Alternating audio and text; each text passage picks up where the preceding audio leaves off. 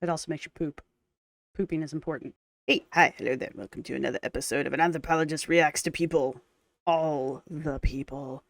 We're gonna do a Beatrice Caruso reaction today. This is her most recent video, which I was going to react to anyway. Story time. I can't remember if it was one or two people said in my comments that Chikara transformations. The reason why I don't say her actual name is because I don't trust myself to pronounce it correctly. So there you go. But she did a reaction to Beatrice, and she's done reactions to B before, so that's not unusual. But I checked the comments before watching the video, and just judging by the comments on it, I'm not really going to watch that one. And there's a reason for that. I am a person who doesn't do things that I know are going to trigger me, so I just avoid them like an adult. But I do know, because I did watch, I think I watched basically the intro. I didn't watch the actual reaction, but I did see Chikara talking about um, how she feels like Beatrice is being a new April Lauren. And if you know, you know. Basically, she doesn't think Beatrice is being honest with her journey. And I know that I know because people told me that she had some criticisms throughout the video about Beatrice. And I could just tell by her general tone at the beginning that she was not pleased with Beatrice. Now, if you clicked on this video because you saw her name and you thought this was going to be another teardown, I'm going to tell you right now you're going to be disappointed. So if you leave the video, that's fine. No hard feelings. If you stick around and you want to comment, just know what side I'm on. I like Beatrice. I like her a lot. I've followed her for several years now. I followed her all the way back in the days when she was still doing the wacky 30-day challenges just randomly for stuff. So I have been here with her for a long time. All right. I've followed her probably the same amount of time that I've followed Amber, and well, Amber's really the only one I really followed for any length of time. I'm just saying this so that you guys know where I'm coming from and you understand that I like her. Do I have some worries and do I like everything that she does? No. Do I think she has flaws? Yes. Do I in general like her as a person? Yes, I really do. So I wanted to, even before all of this, I've already done one reaction to her.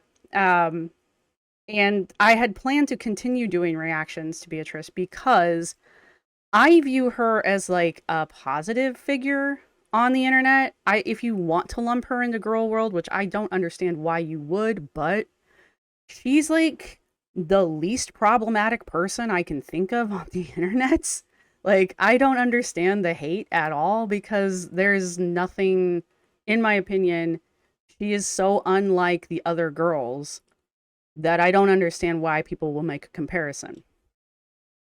My personal opinion. I had meant to watch her as a way of comparing her to the others because she isn't perfect. She does fail, but she literally doesn't give up. She'll put pauses on things, but even when she did pause her weight loss stuff, like she stopped doing weight loss content for a while. And even when she didn't gain a shit ton of weight. I could even tell from some of her videos before she even did another weigh-in that she had lost weight. So I don't really understand the vitriol towards her. I think Beatrice is an example of if you're on the internet, there's going to be people who are going to come after you because you exist.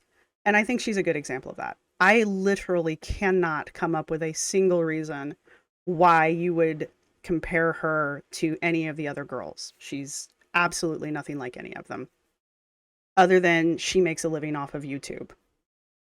And that is true. She does. She did quit her job, her government job. She did quit that to do YouTube full time. And if any of you follow that story, which it feels like a lot of people didn't, she quit that job after requesting a pay raise and a promotion because she had been working there for a long period of time and had not received any compensation for the amount of time that she had put in at that job. I don't think that's an unreasonable reason for someone to want to leave a position if if they know that they're worthy of a promotion and they want a pay raise and they haven't received one in years. You know, if she had left that position and gone to another job, would that make everybody, like, to another graphic artist job, would that have made people feel better about it? It's she basically just switched careers. So again, please explain this to me kindly, because I'm already a little defensive. I don't want to make this video the way that it's going to end up being made, but I do want people to understand that I'm not just here to just like rail into people. Like, there are people on here that I like and I want to watch because I like them, and I want to share that with you guys so that you can see what it looks like when people react positively. Because I think there's a lot of negative reactions to a lot of people just for the sake of being negative, because I know that gets clicks. And if this video doesn't do well, that's fine. I don't care. It's going up for a reason. And that reason is, you can like somebody and react to somebody, okay? You can have criticisms about somebody and still like them. It doesn't make them a terrible, horrible person and they don't deserve to be hunted down and like canceled on the internet because you have expectations of them that they're not meeting. I'm sure somewhere out there, there's someone who's vastly disappointed in my existence because I somehow am not the person they think I should be. If you've made it through my sarcasm to this point and my biting cynicism, is that cynicism? Is that being a cynic, or is that just being spicy? I'm playing with my pins because I'm nervous. All right, anyway, so where's my mouse? There it is. All right, so I'm going to speed her up because I speed up everybody when I do reactions. I've already watched this one once because if you haven't been following the journey up to this point, she was doing a 30-day no sugar, no added sugar challenge. She's always specified that, which is something else that people appear to miss. So she was doing that for 30 days, but I think, yeah, around day 22-ish, apparently she got really sick and like vanished. She mentioned in a short that she had gotten sick, and then there was nothing until now. And she does kind of give us a recounting of what happened. She also says that, you know, she was keeping the data up to day 22. And so instead of giving a 30-day review, she's giving a 22-day review because she doesn't feel like it's fair to include any of the data that occurred after she got sick, even if she could stuck to no added sugar. Because of her illness, it would have skewed the data. I don't understand what people have wrong with that either. As a scientist, I think that's fabulous. And the fact that she understands that that's a factor in these kind of situations is fabulous. So there you go. All right. I'm going to get her started. And if I pause, I mean, I will be pausing. It's a reaction. I am going to try to point out when things happen that I question or I have problems with or like that. But y'all need to understand, like, it's not all that. It's not that big of a deal. No, I don't like that she's sponsored by BetterHelp and that she's sponsored by, what is that stupid fitness app? Copilot? Yeah. No, I don't like that she's sponsored by either of those. And I think she could do more, better with stuff. But this is the path she's chosen. And I have shown in the one video, I've shown that, you know, her form is so much better. She interacts with her co-pilot coach differently than Anna from Glitter and Lasers does. And also, there is a difference between her physiology when she started and today. And it's not just the 17 pounds of weight loss. It is something that you have to be following her for to see. And there was a huge chunk of time where she wasn't sharing body composition. She wasn't sharing weight. I don't follow her for that anymore because I was here for when she shifted away from being a total weight loss channel into a lifestyle vlog, I guess. What do you call these? Like day-to-day vlogs? It's not a daily thing, I guess. Anyway, my point is a personal vlog. I was here for it because I think she's an interesting person and I like her. I also identify with a lot of the issues that she has. So anyway, I think that's enough defending. If you can't tell that I'm on her side by this point, then you're just not paying attention. And if you've clicked off at this point, I'm gonna lose my shit. I love the bongos. It's B, and if you didn't know, I am on a mission to lose 100 pounds. And in this video, I'm finally here to tell you the tale of what happened when I decided to quit added sugar for 22 days. As many of you know, that experiment was supposed to be 30 days, but my body decided to betray me, and I got violently ill, which is why I'm sitting here talking to you sounding like a mix between DW from Arthur and a goose honking at a camera. But you know, I can't really pick when my larynx decides to, like, keep it together. So here we are, and buckle up for listening to the grating sound of my voice, and it will only get worse the more that I keep talking. I don't think she sounds that bad personally, but we're all our worst critics, are we not? I think I sound and look like shit half the time, but here we are. So let's try to get through this together, but I didn't want to keep you guys waiting anymore because I know that you've been waiting for a while, and that's annoying. And technically I didn't eat added sugar for 30 days, but the last week of that, seeing as I couldn't keep down any food, ethically we have to exclude that last chunk of data. But anyways, this video is going to Damn right. be an overview of the whole thing, my thoughts, my feelings, anything that I couldn't include in short form content. So first off, because there was like a little bit of confusion, I quit added sugar. I didn't quit sugar entirely. There's natural sugars in foods. I quit anything added. So there's lots of reasons that sugars are added. It goes from anything from making it just like a little bit more addictive, so you keep popping those chips, to giving the food a longer shelf life, preserving it, to like giving it a different texture or emulsifying, or you know. And before some of you get your pitchforks ready, this isn't about demonizing sugar or restricting to a level that's not sustainable. I will demonize sugar. I will 100% demonize sugar. As someone who consumes it, I will demonize sugar. Sugar is the devil. It is the white devil. It's simply about being more informed about what I'm putting in my body, because I did not realize like how much sugar is just sprinkled in willy-nilly to a lot of this shit in the grocery store. Because apparently 73% of items in the grocery store have added sugar. And so the added sugar thing, I'm not. I'm fully serious. I do think added sugar is probably one of the worst things we've ever done to our food system, that and seed oils. I sit here and I say this to you, and yet it is, unless you are going to make everything yourself, it is I will say it is impossible to not consume added sugars and also seed oils, oftentimes in the exact same thing. So yeah, I think it's terrible for us. If it were a situation where as a society we consumed sugars, specifically like white sugar, just every once in a while, like maybe once a month or just special occasions, it wouldn't be an issue. But the fact is at least with the American diet, there is added sugar in some form in everything. And I'm not just talking about granulated white sugar. There's, I mean, corn syrup. I know people why do you defend corn syrup? Corn syrup's terrible. It tastes great, but it's terrible. You know, it's just that kind of stuff. There's a video I think we might watch just because I really like his channel. And some of you may already watch him. His channel's called No Lab Coat Required. And he's done one on saturated fats. Yeah. He's done one on fats.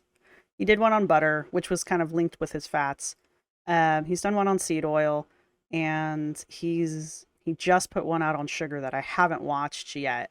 But I really like his content, and I really think he breaks things down in a very understandable way. I think he's a chemist. I think he's like in his real life, I think he does chemistry at like the science level. So I think that's kind of cool. And I think he would be fun to watch on the channel just as a group. So, but I really want to watch his sugar one because of what B is saying here.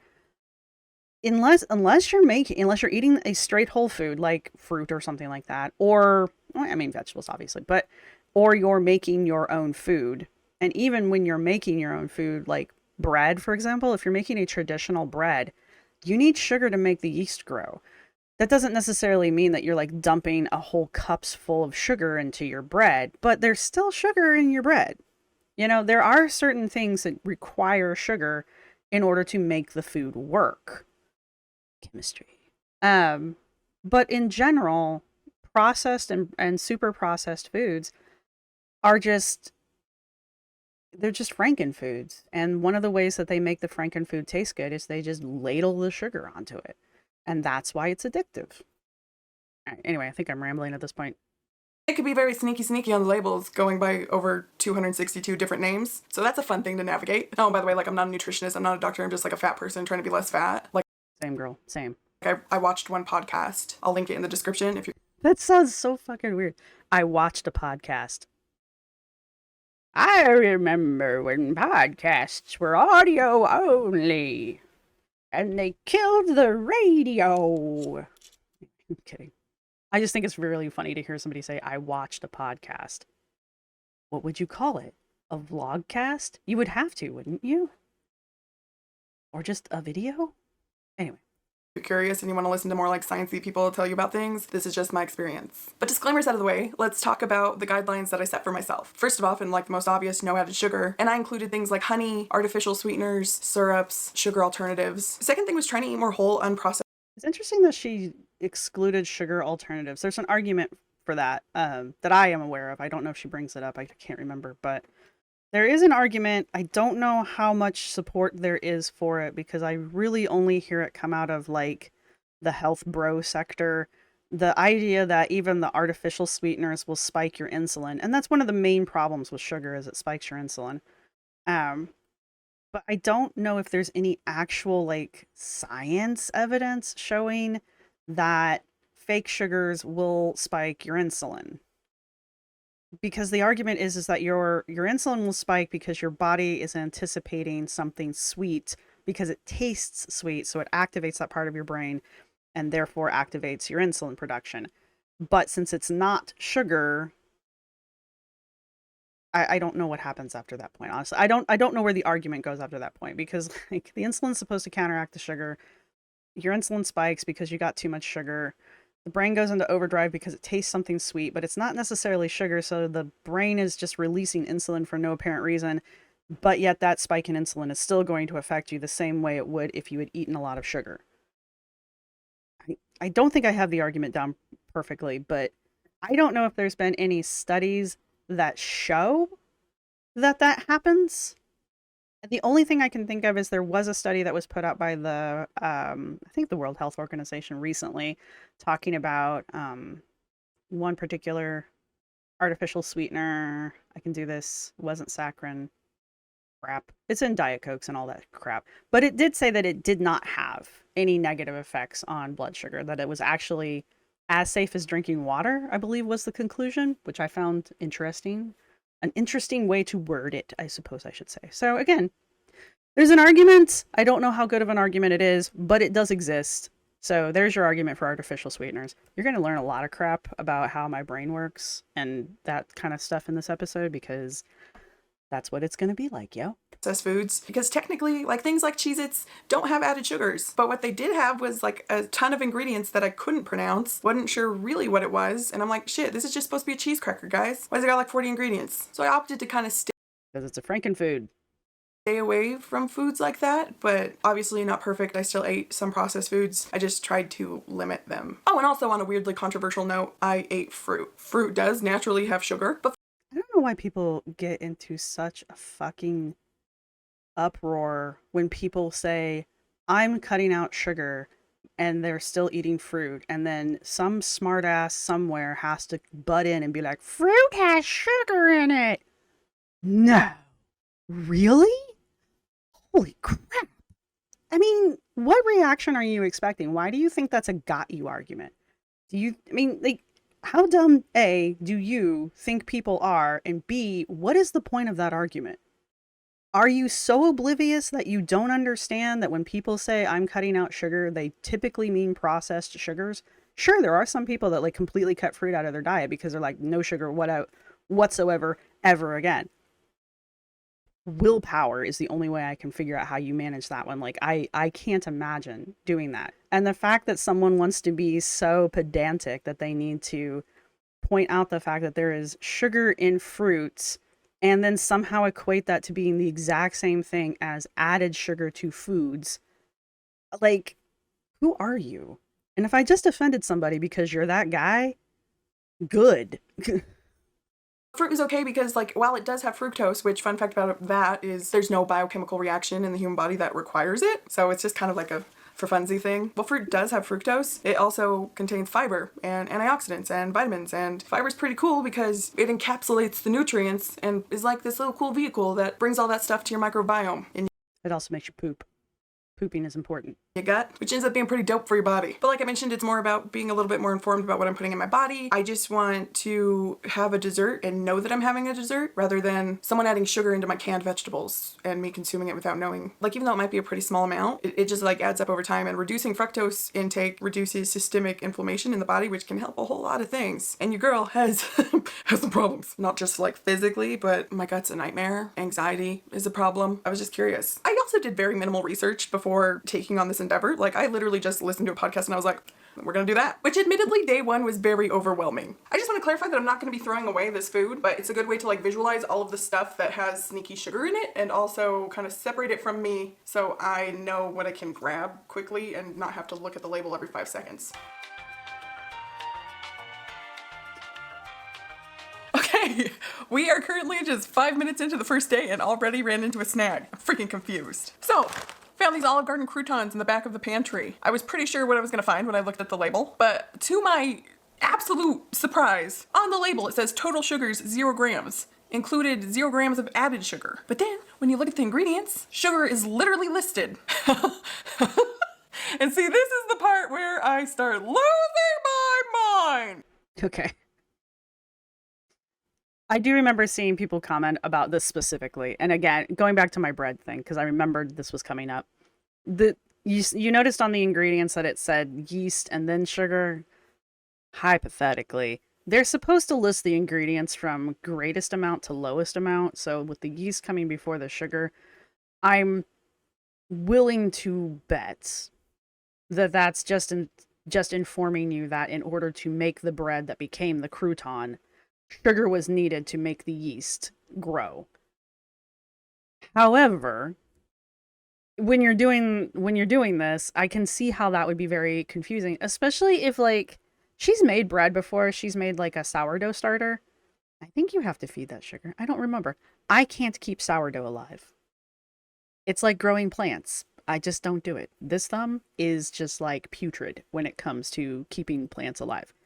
Anyway, I can understand how the sugar thing might be confusing to somebody if you've never made bread or any kind of like yeast bread or yeast bakery object. I guess if you're making donuts, there's already sugar in it, but you know, you get my point.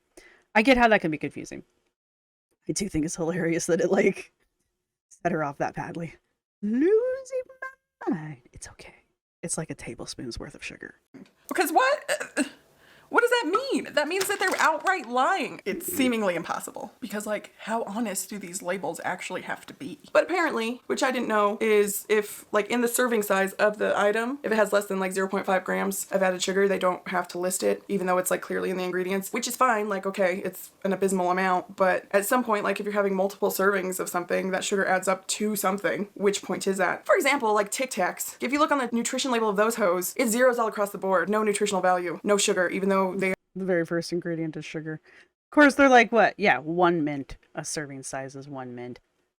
Please, Tic Tac. A serving size is an entire container. Why are you trying to fool us? Did anybody else used to take Tic Tacs? Okay. Did anyone else used to take Tic Tacs and pour like Sprite or 7-Up over them and let them dissolve and then drank that? Drink it. I've been watching Amberlynn too long. Did anybody else do that when they were kids? Like, it wasn't just me, right? They are entirely sugar. But because the serving size is 1 Tic Tac, it don't count.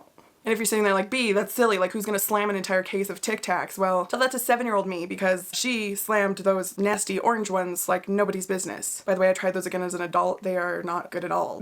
I don't even think it's the same recipe as I am today. I don't think it's the same recipe as it was when I was a kid. Because I remember them tasting... Those were my favorites. I remember them tasting pretty good. But, yeah, I had some recently because I was like, ooh, orange Tic Tacs. You know, Homer Simpson moment. And I was just like, ooh, wow, young me. You were very wrong. There was like a certain point in my childhood where I just remember consuming a lot of toxic waste and it was normally like orange. Like those orange Tic Tacs and Tang, that like weird orange drink that was promoted by orangutans. Anyways, I'm going on a tangent, but that's a fun fact about me if you care. Never liked Tang. Okay, it's nearly 2. I've been spiraling all morning about this whole no sugar thing, and I have not eaten yet. So let's fix ourselves some eggs and radishes, because I don't know what else.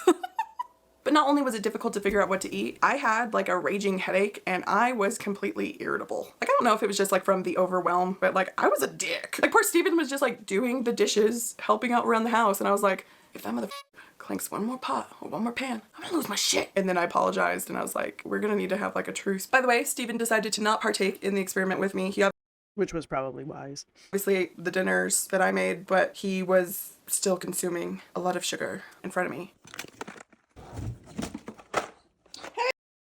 Good catch, Steven. Dang. Hey, These are going to my office. you summoner. Which you think that I would care more about, I like that he walks away rubbing his belly. We like Steven. but like day one was If Steven breaks Bay's heart, I'm going to be so upset on so many levels because I currently really like Steven as much as I can like someone I don't know and barely we've never seen his face, which is fine. But I do like him, and he has done a couple really sweet things for B that she's put into her videos, and I just want her to be happy with this guy, because this is the entire time that I have followed her. This is the only relationship I can recall her having. I remember her trying to date, and that didn't go well. So, like, I'm just like, please, please, please don't be a dick. the anomaly. Somehow the second day the switch flipped. All of a sudden willpower entered the chat and I was like, I'm gonna do this. And I'm probably gonna mess up a long way, but here we go. I woke up feeling lighter, less bloated, just ready to take on the challenge. I immediately went to the gym and worked out. And I'd love to I'll tell you guys about my own sugar journey here in a second. sit here and like tell you that this was the hardest thing I ever did and I really overcame some demons and all of this stuff, but it was actually surprisingly easy. Like, I had random every once in a while cravings, but they were more like a knee-jerk reaction to me seeing something. For example, like on Pinterest I saw someone making tapioca pudding and all of a sudden I was like, I need tapioca pudding. I understand that there must be some large portion of the population that likes tapioca pudding, but tapioca pudding is the reason why I didn't get into boba tea very fast, because like it's just tapioca. They're just giant tapioca balls, and I was like, why? In my mouth hole immediately. Like, who craves tapioca pudding? Nobody. It's literally just because I saw it and like there was that instant of wanting that, but that didn't last past a scroll. Same thing with candy that lined the checkout, you know? Like, you see it and I'm like, damn, Kit Kat sounds hella good right now. But all I have to do is not buy the Kit Kat and I was fine. You know, it was nothing that lingered really. I did go through mild trials and tribulations, like social gatherings. My mom invited us over for dinner. I couldn't eat what they were having. I just schlepped some leftovers over and it was fine. And then of course my period, which That aspect, her mom is like, her mom and her grandmother, they're just so supportive of her and what she does, and her grandma especially is a hoot. We don't see her grandfather a lot. I can't remember if he passed away. I think he did. I might be wrong. I know he was in the hospital. Anyway, her grandmother and her mom are just very super supportive of her, and I kind of appreciate that, because you look at Amber, who's just now connecting with her mom, and I'm not saying her mom isn't super supportive, but we've only seen her mom in this capacity since September of last year. And I've seen one clip of Anna walking around with her dad, and they were at some kind of market, and there was no sound, so you couldn't tell really. I mean, you saw the two of them walking around, and they weren't like throwing fists in the air, so I'm guessing they were getting along. But it's that kind of thing. Like, until Amber moved to Oklahoma, there was no parental support. There was no family support there. If anything, she had a very conflicted relationship with her family. And I have been told through the grapevine that Anna also does not have like the best relationship with her family. And then there's B, and you know, her mom is hugely I'm sure she annoys the shit out of her mom. Don't get me wrong. I'm not an idiot. But her mom has been hugely supportive of B through all the things that she's going through. She's been supportive of B buying the various properties that she's bought. She's worked with B through a lot of her weight loss stuff. Like, she walks with her mom on a fairly regular basis. Her and her mom go and do a whole bunch of stuff. I would say that her and her mom are probably really good friends, on top of having a decent like mother-daughter, actual parent-child relationship compared to the other girls. And like, as somebody who's just kind of watching this from afar, I can really appreciate that, because I think that is part of the reason why B is so different from the others, is because she has maybe not a huge support network, but she has a strong support network. At least that's how it appears. These are all videos. It could be completely made up. B may be living in a gutter somewhere, and this is all just a green screen. That would be a really good job, but I'm just saying. Which I was ravenously hungry and I was craving everything, but everything I was craving was more salty and not sweet. And I just fed myself more, let myself snack. I did eat pretty indulgent meals. I followed all of her little short, because she made a short every day of everything that she ate that day. And most of the stuff that she ate are either things that I have eaten or would eat myself, or they were things that I was like, I need to make that. There were a few things like, what was it the first day? Yeah, it was like scrambled eggs and radishes. And I was just like, I like radishes. And I don't have anything wrong with the meal itself. It's just odd. You know, it's like one of those, like, there is nothing in the house and I am hungry kind of meals. You know, like high fat, high salt, stuff like that, but no real sugar cravings. One of the big things is I didn't eat out at all. That's mainly because there's just more control. I cooked at home the entire time, and in that way I had a bit of an advantage because, you know, I'm someone who likes to cook, even though sometimes I don't feel like it. I like the process, I know how to make things, and I have recipes that I could cook in like 30 minutes, plus I had like a freezer meal that I just warmed up when That's a huge difference too. Like, I think that's another reason why Anna struggles and Amber both struggle when it comes to, well, for Anna, shifting her dietary needs, you guys. She's a protein queen. And with Amber, just in general, trying to like adult, they don't know how to cook. Anna's admitted that she doesn't know how to cook, which is why I'm not trying to be like too hard on her cooking videos themselves, because like I get it. These are like easy beginner meals to learn to cook, you know, and that's fine. It's just I question her descriptions of the meals as being healthy, you know, that kind of a thing. Amber, I'm sure what Amber makes is edible, and Amber has a very Midwestern way of cooking as well. So like some of the stuff she makes is not strange to me. Like, I know everybody likes to get on her about that chili soup, but I think I've said this before in other videos. Did I ever post them? But I've said it before. Chili soup is a thing. It's a Midwest thing. We typically call it chili soup, but I have eaten chili at friends' houses, and it has basically been that runny. And I personally at the time was like, "This isn't chili. This is soup." But my friends' families called it chili. Um, I wouldn't call it chili. But my point is that it's a thing. It's really a thing, and people really do call it chili. time. I can definitely see this being really difficult for someone who doesn't cook or doesn't have time to cook. And also I noticed my natural eating pattern is more of like 2 bigger meals a day and a snack usually, but that's normal. That wasn't something that I was changing for this experiment. It was just how I naturally eat. But my biggest tip is probably just shopping the perimeter of the grocery store, because that's where you're gonna find like your whole foods, your fruits, your veggies, your meat, your dairy, things that are more like minimally processed. I definitely did eat processed foods. Like I had tortilla chips, tortillas. I found some breads that didn't have added sugar. A lot of them did. I'm not gonna get super into the foods that I ate just because I literally chronicled every single thing that I put in my mouth on my shorts. And I'll leave a link to the playlist in the description if you're curious, but that details like day to day everything that I ate. I don't know if we'll do that. I mean, I might go watch it myself just out of curiosity, but I don't think it's necessary for this video. I don't know if this video has been useful at all. But anything that I could make at home, I did. Sauces, for example, I learned to make naan, which is fantastic. So easy, it's just Greek yogurt and I actually want to look up her naan recipe because it looked good, actually. And I've been looking for easy bread things that I can make at home because I've been, again, I've been on my own journey. And I've been looking for ways to like completely eliminate bread. I don't think naan's going to be the answer, but making it myself might be fun. and flour, and I'll leave that recipe in the description as well. Okay, so let's talk about the times that I messed up. I'm sure that I messed up more than this, but this is what I know of. One time I did knowingly. Steven got a fancy hot sauce that was like $30. It was some kind of truffle hot sauce, and it had a gram of added sugar, and I tasted it, which it just tasted like normal hot sauce, so it was kind of a waste, but it was a $30 hot sauce. I had to experience that. But also, the second thing that I messed up on is I did not realize that iodinized salt contained dextrose. And granted, it's one of those situations where like it has like less than 0.5 grams per serving, but like a serving size of salt is 1/4 of a teaspoon. Now, it's really pretty trivial, but like it goes back to the thing of like at what point does it add up to something? And also, I never thought to check the salt. Why would I think that that would have sugar in it, of all things?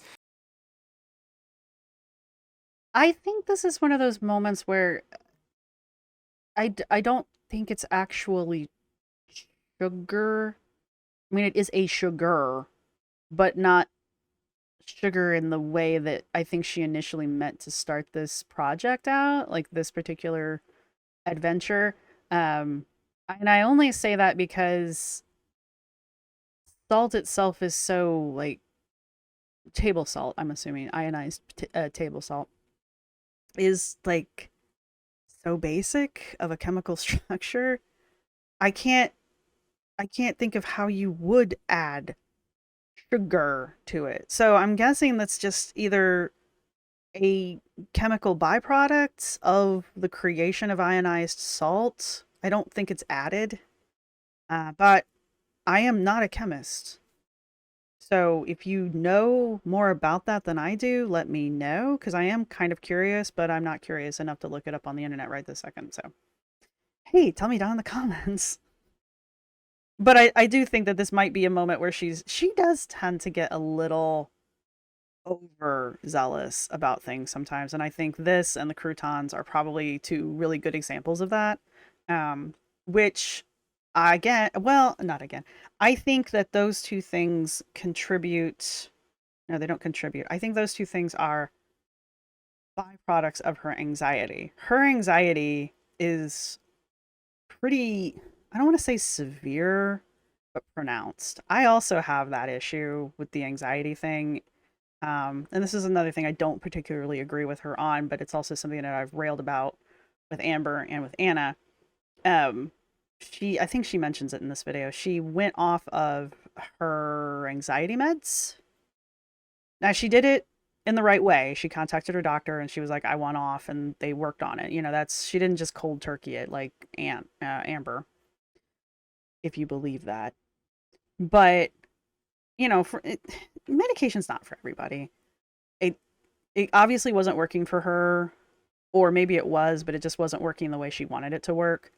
Either way, I still think she would benefit from it, but I am also not a doctor in that aspect, so I'm not a doctor at all. But I don't know. Personally, me as a person, I would think that if her anxiety can be pretty bad, I would think you would want something to try to like blunt it a little bit. I mean, I don't think there's anything that's going to make it go away completely because even mine doesn't do that. But it does make a significant, noticeable difference.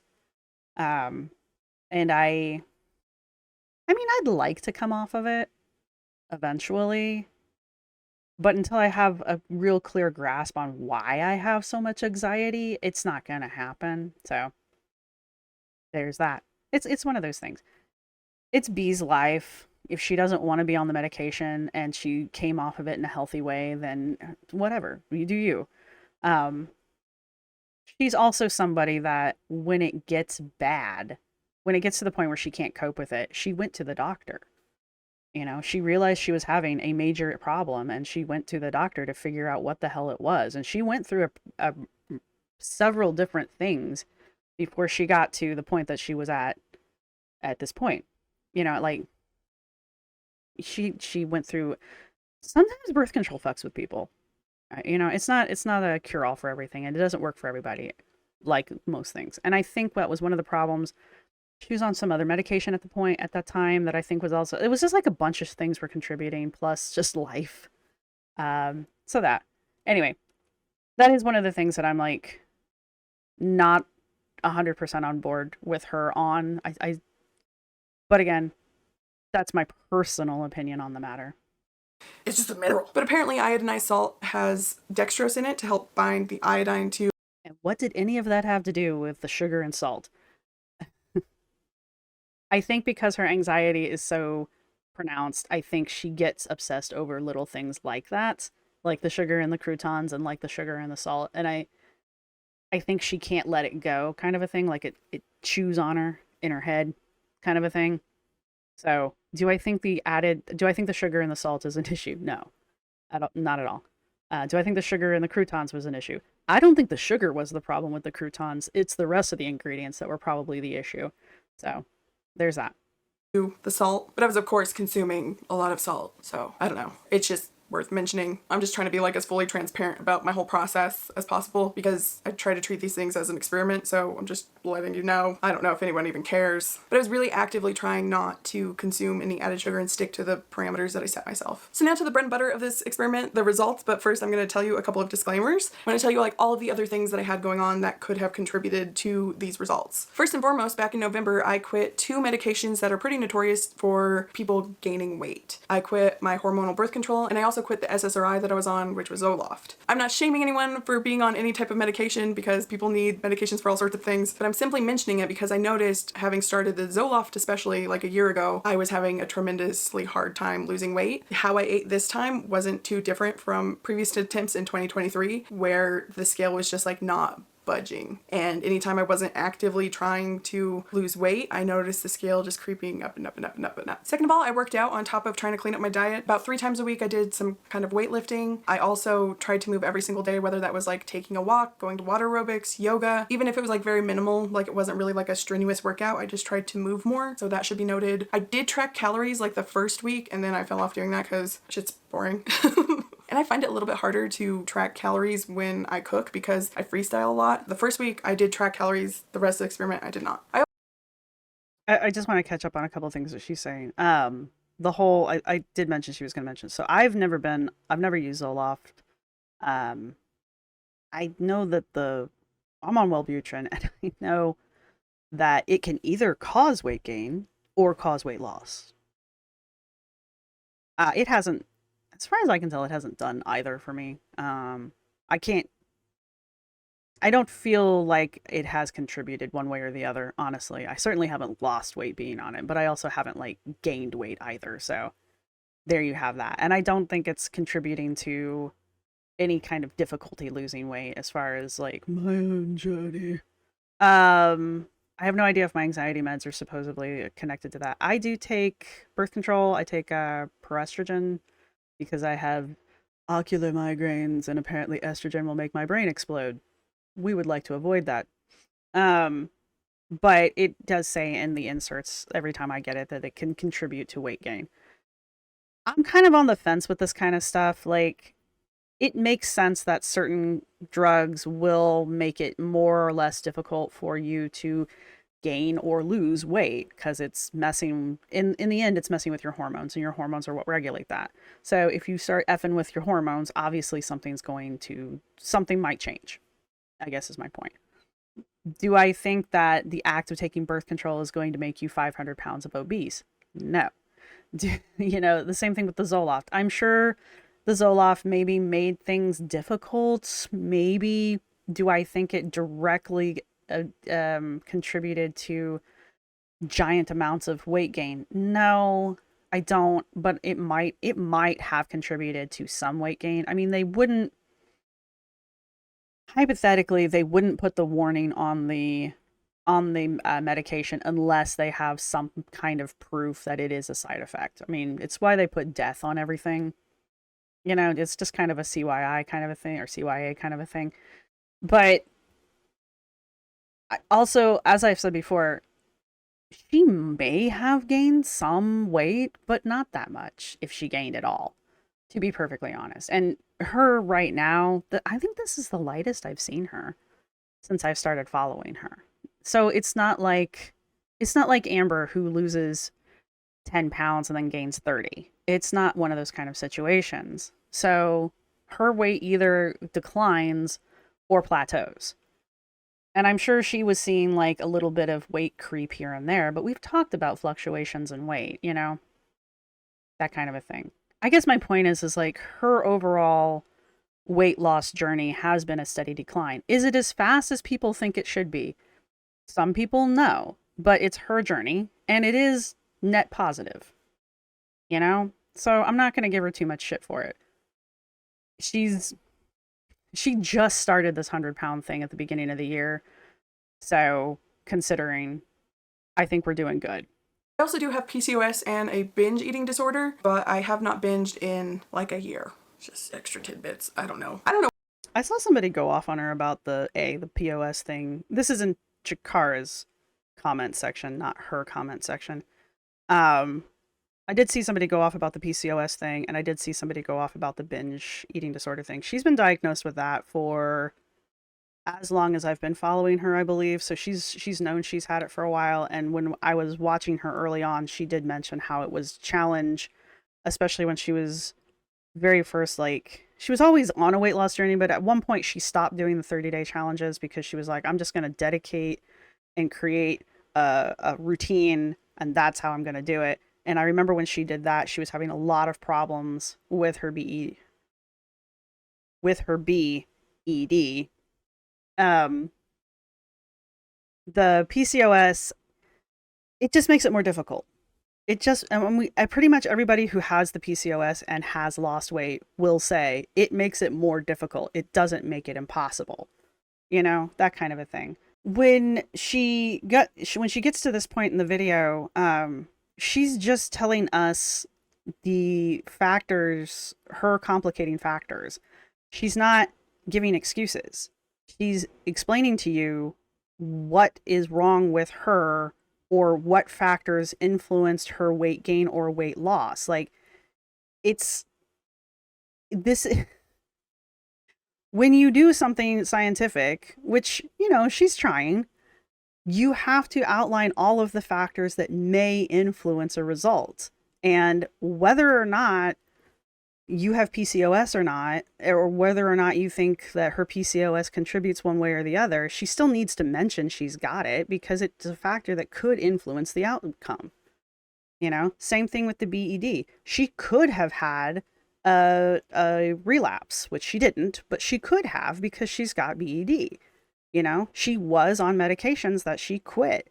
Quitting those medications could have some kind of effect on her because it's still working itself out of its system. You're still, when you quit a medication, especially a heavy duty medication like Zoloft, it's still in your system for like 6 months after you quit taking it. So it's not like a 30-day, or it's not like 2 weeks later and it's completely out of your system. You're still dealing with the after effects of it, which is why you can't just why you shouldn't just cold turkey shit, But anyway, I saw people going off on her about that, and I'm just like, this is one of those cases of people hearing what they want to hear and not actually hearing what's being said. It's the internet. Reaction channels, that's what they do. They stir the pot. It is what it is. Know what to add. I'm just trying to be as thorough as possible. So that being said, let's get into the results in the form of pictures, measurements, and the scale. So I began this challenge weighing 262.2 pounds, and I ended it tipping the scales at 244.8 pounds. That's a difference of 17.4 pounds, which is a huge number for the span of 22 days, but I think a good chunk of that number is water weight and bloat, as well as some fat loss. And I like that she's being honest about that. She's like, it's probably water weight. It probably, a good chunk of it is, to be perfectly honest, because everything makes you retain water, And every time you try to lose weight, those first happy pounds that you take off are almost always water. Why? Why water? Why? I definitely expected to slow down over time. But here's how that weight loss translates into the measurements. I lost pretty evenly over my whole body, but the most came off my midsection, where I lost 3.5 inches from the fattest bit of my belly. Thank goodness, because she was getting a little out of control. And if you notice, I do measure a little bit differently. I pick the points that are commonly measured, like, the bicep, but also I do a second measurement around the I'm just looking at her measurements and comparing them to myself, because I do this too. It's interesting where her distributions are compared to my distributions. It's kind of interesting to me. I know she's bigger than I am, and I don't mean that in a mean way. I can see that she's bigger than I am from her measurements, but I mean, it's like I've said before, it's moving in the right direction. So, and that's a significant drop. If she can maintain that, that's great. That loss of that that loss in belly fat there, that 3.5. We're gonna stick with inches because I was educated in America. But that's a good drop. I'm actually kind of jealous. I'd love to lose 3 inches off my waist, but that's not her waistline. I think there we go. Her waist is at the 39. Yeah. But you can definitely see that she carries her weight the lower down on her that she goes just from her measurements. So, which I think is the supposedly heavier, harder to lose fat on women, because that's also naturally where we just carry more weight because babies and center of gravity and I don't know, X chromosomes or something weird like that. fattest bit of my arm as well. I think it doesn't really matter as long as you're measuring the same points under the same conditions each time. And in my mind, the more data, the better. But here is that same bit of info for people who use centimeters. Cannot relate. Let's go ahead and get into the before and after pictures. I'm not seeing a huge physical difference, probably due to losing inches pretty evenly. I will say this because it's what I noticed when I looked at the pictures the first time. There's obviously a shift in angle here. I don't think it's meant to be deceptive. And I say that because she's clearly wearing the exact same outfit. She's clearly trying to do the exact same poses. She's even tried to put her hair up in the exact same way. So I don't feel like this was, I don't know if anybody said anything about this being deceptive, but I know that's something that Shakara always goes on about, is like, it's got to be the same light. It's got to be the same positions. It's got to be the exact same angle. She's not wrong, but I don't think this was done in a deceptive way. Also, you can clearly see, especially in the side view, that she's lost mass. Even though you can tell it's at a different angle. Like, the lines of her clothes are different. Her arms, this is a really weird way of putting this, but the sag in her arm is more pronounced, and that's because like there's less fat in here than there is here. You know, I can see it in her face too, but it also looks like her hair's thinned out. Maybe her hair's just greasy. I don't know. I don't mean that in a mean way. But I mean, you can definitely see that there's her belly's not sagging as much as it's sagging here. She's even maintaining the same posture. Like, if that's something that somebody came for her for, I don't think this is deceptive, and I can still clearly see improvement. So. But overall, my body appears to be less droopy and a little bit more compact. Don't get me wrong, I'm excited about these results, and This one's a little harder to see, personally. But again, you can see that like the arm fat's droopier. I think that's a weird way of putting it, I guess, but you can see that the way her clothes fit is overall better too, like, you know. And also there's measurements. I notice a change, but it's more like I can't really put my finger on what's different rather than an overwhelming transformation that you definitely know what's different, which honestly I prefer. My body seemed to respond to it really well on a number of different levels, as far as actually losing weight, mentally just feeling better. It felt not difficult at all, which definitely had me questioning myself multiple times. I was like, am I even doing this right? But as far as I could tell, yeah. I didn't feel deprived at all, other than like wanting to eat out. Like, the whole point of these experiments and putting like a deadline on it isn't to quit after the deadline. I think that confuses a lot of people. And I mean, like, it does like make for a catchy title, like in X amount of days I did this. It's just mainly to experiment long enough to see if it works, because like you're adhering to a set of rules for that time. So it forces you to problem solve and realize like, oh, I can do this to make this easier. I could make meals ahead of time and freeze them to make the days that I don't want to cook easier. It just kind of gives you those tools, and also making it like a 30-day challenge or something. If you're someone like me who has a binge eating disorder, and sometimes putting restrictions on things, like telling myself, oh, I'm never gonna eat sugar ever again, makes you want to binge sugar. But if it's 30 days, a week, whatever, it doesn't feel so final. And obviously the goal for anything is balance. So like there's never gonna be like no sugar or processed foods ever again. It's more of realizing I don't have to have those things absolutely every single day. I can actually do a lot of good for myself if I don't. But anyway, to wrap this all up, I definitely see myself continuing doing this, just obviously not so strictly. There's gonna be days where I go out to eat or I have dessert. Like, it's gonna be more of like a 80-20 thing. For example, it was just my birthday. I had a scoop of Rocky Road ice cream and a scoop of baseball nut, which is like this ice cream with a raspberry swirl and cashews in it. But what was weird— You lost me at cashews. I don't like nuts in my ice cream unless it's Rocky Road. That's it. is like I didn't enjoy it as much as I thought that I would. I don't know if it was still because I was like, you know, still getting over my sickness. The jury's out on that one, if it would have been different if I didn't get thrush from antibiotics, but you know, whatever. But it's easy, and it doesn't have to be an all or none thing. If you could cut it out in some places, cool. If you don't want to, also cool. And I also just want to thank you so much for watching, and I hope you're having a wonderful day, and I will see you on the next one. Bye! Alright, anyway.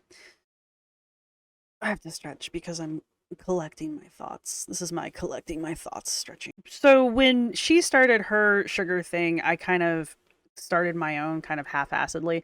I was going to do, I usually do around the first of the year, like a sugar purge for a few weeks, because that leading up to the new year, I'm just like, if it's food, I'm eating it from like Thanksgiving until New Year's. There's just no point to me trying to regulate what I'm eating at that point. I try not to like overindulge and pig out, but like I have cherry pie in the house. I'm gonna eat cherry pie. Do I have cherry pie in the house any other time of the year? No. Usually around the first of the year, I'm just like, at that point, we've had all the cookies, we've had all the pies, I've made a cake or two. You know, what else do I make during it? He was making persimmon pudding, which is delicious if you've never had it. You know, so it's just like by the first of the year, I'm like, it's time to knock off the sugar. And she started doing her 30 days of no sugar around that point, and I was like, yeah, you know, why not? We'll do it together. Together. Um, was I perfect? Absolutely not. Am I still trying to do it? Yeah, I am actually. Um, I started drinking my coffee black. I stopped eating. I don't reward myself with food anymore, and that's something I picked up off of another um podcast I was listening to. I think it was Huberman. Anyway, it was something about emotional eating and how like by rewarding ourselves with food for achieving things, we're actually contributing to linking food to emotion. And I was just like, huh. Honestly, had never thought of it that way. So I quit doing that. But um where was I going with this? Oh, so I didn't take measurements. I didn't do a before and after picture because I wasn't doing it hard like her. And have I lost weight since the first? Yes. Has it been a significant amount? Absolutely not. But do I feel better and notice a difference when I've had a sugar binge versus when I do not? Yes, I do. I do notice that the sugar will cause my arthritis, especially to flare up in my hands and my wrists, which is where it's most pronounced. Um, I notice I get phlegmy, when you talk. I feel like I get phlegmy when I have too much sugar. I had a week of like really bad migraines, and it wasn't just like my eye migraines. I was getting these migraines that are like, how did you get past my do not disturb? So there's these migraines that you can get that are like in the back of your neck and they go down your shoulder. I was getting those, which are new for me. Didn't used to get those. Um so that I don't know if that was contributed to by the sugar, but it occurred during a phase where I was eating excess, like sweets, that kind of a thing. So there are definitely um very unscientifically related things that I was noticing during my own little thing um, that were being contributed to apparently by sugar. Was I anywhere near as thorough as her? Absolutely not. Not even going to pretend like I was. Um, like her, am I going to continue to try to purge sugar out of um, my food? Yes, and because I was noticing on the days when I would, like one day I was like, oh, I'll just have some creamer in my coffee. Just a little bit of creamer. Wawa has a French vanilla creamer that I like to put in my coffee. And I did. And, I had the French vanilla creamer in my coffee. And then later on, I ate something. I had something sweet. I think I had like a pastry or something from the Korean bakery. And I was just like, oh, I never come here. One little thing won't be that bad. And then by the time I was eating like the third thing, I think I stopped and got like a Frosty. And I was just like, okay, that's a little much. So I was noticing that if I let myself have a little bit of sugar, it caused me to want more sugar, because even on the days that I would let myself have a little bit of creamer, I was still craving sweet things all day, like bad, hard cravings all day long. And so it's like, if I'm going to have something sweet on any given day, it has to be a day where I'm allowing myself to have sweet things all day, because otherwise the cravings are just insane. What I learned from that is I'm a lot more, I guess, addicted to sugar than I thought I was, and I don't like it. All right, so probably I've cut a bunch out of the beginning of this and probably a good chunk out of the end. But that being said, if you've made it this far in the video, and if you've made it this far in the video, congrats. Thank you for watching. Thank you to the subscribers. Thank you to my members. Thank you to everyone who's going to hit the thumbs up. Thank you to people who are going to hit the thumbs down. I know, like I said, this was requested, not by a ton of people, but it was requested, and I already watched Beatrice anyway. I also watched Chakara Transformations. I have stated that I did not watch the entire video that Chikara put out because I knew it was going to piss me off, so I just chose not to get pissed off. Funny how that works. I got enough of a gist from the video, from the intro, and from the plethora of comments underneath the video as to what went down in the video, so I think I'm good. I think I've kind of laid out how I feel about Beatrice in general at the beginning of this, because I felt like that was the place to put it for anybody who was going to sit and watch the rest of the video. I did mention the few things in this video that came up that I have, like, she and I aren't necessarily on the same page about, but that's okay.